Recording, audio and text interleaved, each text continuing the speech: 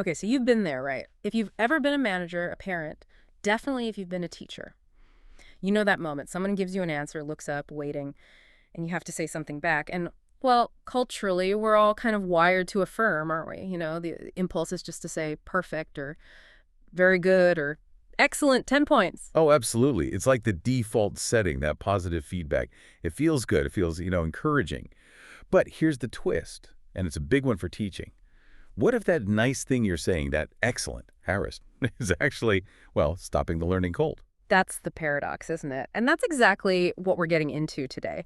We're doing a deep dive into teacher training, looking at this really interesting study from a Swedish university course. This course was all about developing something called Classroom Interactional Competence, CIC. Basically, the skill of managing classroom talk, like moment by moment, really effectively.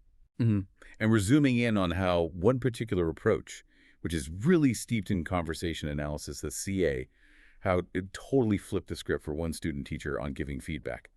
So our mission, if you will, is to follow the journey of this student teacher, Kajsa. We're focusing on how she learned to handle this tiny but super important bit of classroom talk, the response that comes right after a student answers. That third turn, it's a killer, that moment. It's the follow-up in that classic pattern you see, initiation response follow-up, or IRF. So we're tracking Kajsa as she figures out how not to just jump in with what academics call explicit positive assessment, EPA, the good job stuff, and instead use techniques that actually push students to keep talking, keep thinking. Yeah, and the source material for this is just fantastic because it's not like big, vague surveys. It's super detailed. It comes from this retrospective analysis Kajsa did with her lecturer, Olcay. They went back through everything, her practice teaching videos, her field notes, her reflections, and they mapped out exactly how her understanding shifted. It's like a blueprint of learning. Okay, let's start at the beginning then. Phase one. The big aha moment, the eye-opening awareness. So this course, it didn't just give them lectures, right? It threw them straight into looking at real classroom talk. They used these things called guided discovery tasks based on CA. What exactly did those involve? Right. Think of it like communication forensics. The student teachers watched videos of actual unscripted classroom moments.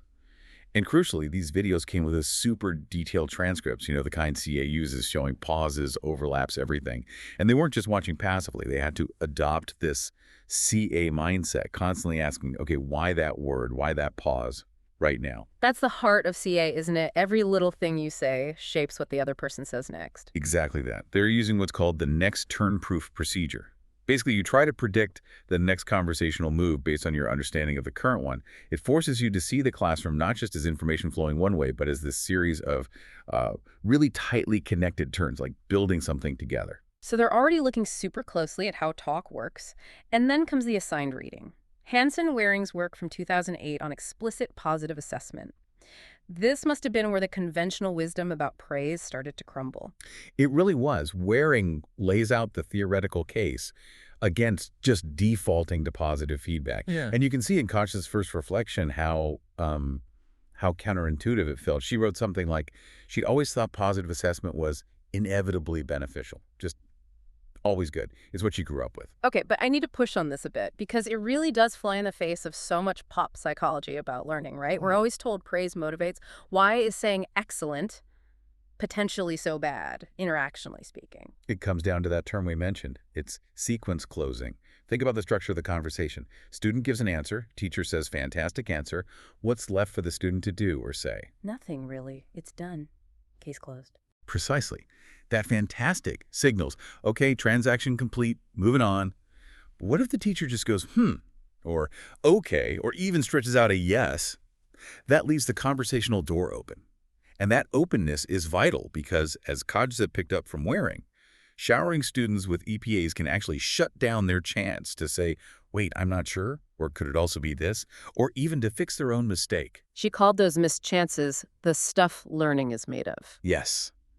That messy bit, the grappling, the need to add more or backtrack that gets instantly cut off by a quick, excellent job, It just stops the thinking process right there. Yeah. And realizing this, that her good intentions could actually create a dead end, that was Kajsa's first big step, developing that interactional awareness.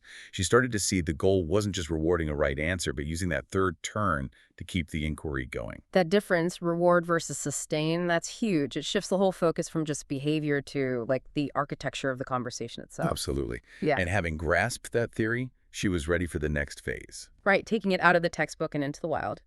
Phase 2, noticing the gap in actual teaching. The next step involved field studies. The student teachers went out armed with this special observation checklist, full of CA concepts, to watch experienced mentor teachers in action in secondary schools.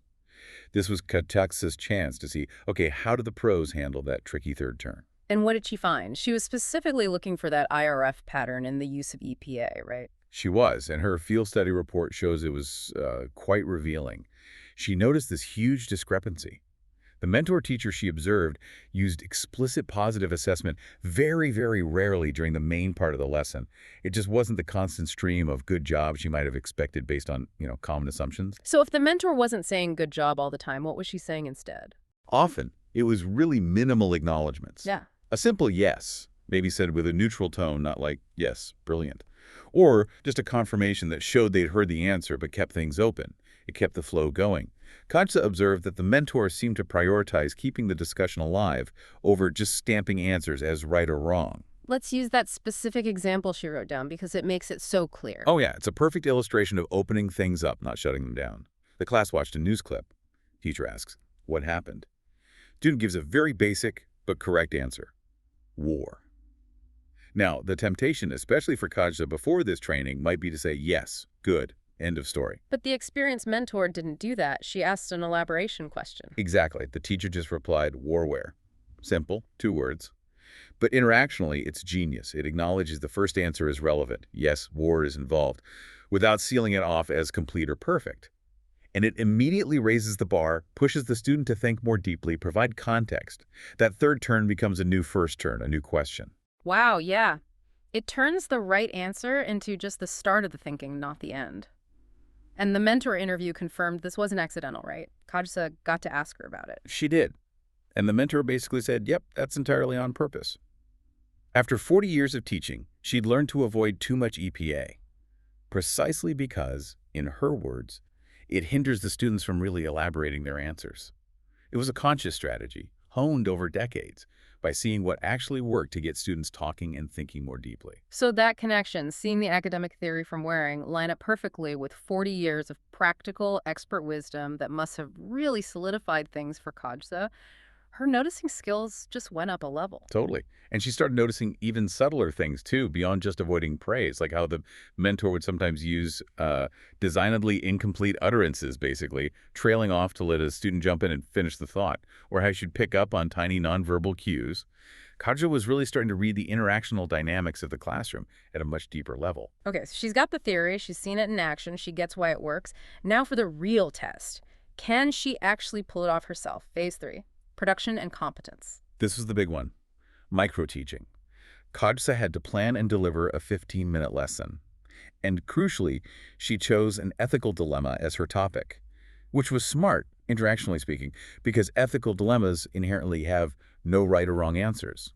Using EPA there would just kill the discussion instantly. And this whole thing was video recorded and analyzed using something called the VEO tool, some kind of video tagging system. That's right. It lets you pinpoint and comment on specific moments in the video. Yeah. So we get a really granular look at her teaching.